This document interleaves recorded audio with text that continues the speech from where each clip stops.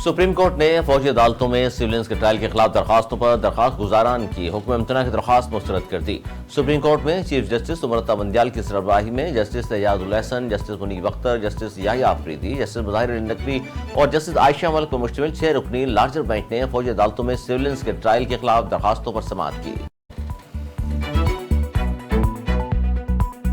Chief justice Umar Ata Bandial की सरबराही में justice Ijazul Ahsan, justice Munib Akhtar, justice Yahya Afridi, justice Mazahar Ali Akbar Naqvi और जस्टिस आयशा मलिक पर मुश्तमिल 6 रुकनी बेंच ने फौजी अदालतों में सिविलियंस के ट्रायल के खिलाफ दरखास्तों पर समाअत की।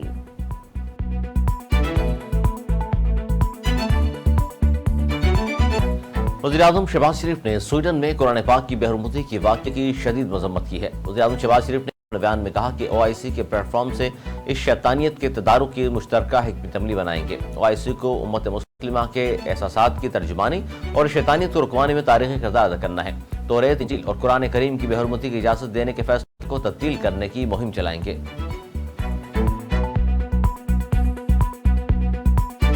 अमेरिका का कहना है कि कुरान पाक की बेहुरमती की मजम्मत करते हैं।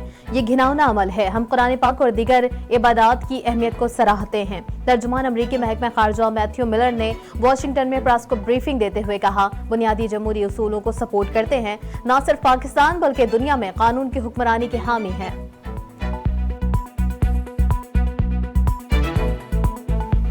यूक्रेन ने रूस पर अनाज के टर्मिनल्स को मिसाइलों के जरिए निशाना बनाने का इल्जाम आयद किया है। मीडिया रिपोर्ट्स के मुताबिक ओडेसा के गवर्नर ने कहा कि रूसी मिसाइलों ने जनूबी इलाके में मुसलसल चौथी रात फिजाई हमले किए, जिसमें ज़राई इंटरप्राइज पर अनाज के टर्मिनल्स को निशाना बनाया गया है, जिसके नतीजे में 100 टन के करीब मटर और 20 टन के करीब गंदम तबाह हो गई, जबकि इस हमले में 2 शहरी भी जख्मी हुए हैं।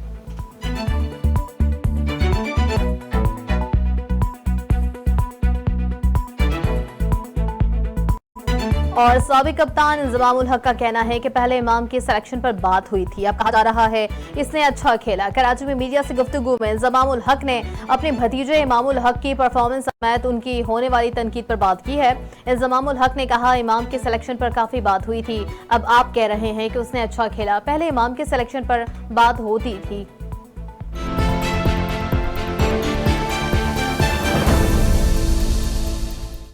हेडलाइंस आपने जानी। बुलेटिन का करेंगे बाकायदा आगाज, लेकिन के बाद हमारे साथ रहिए।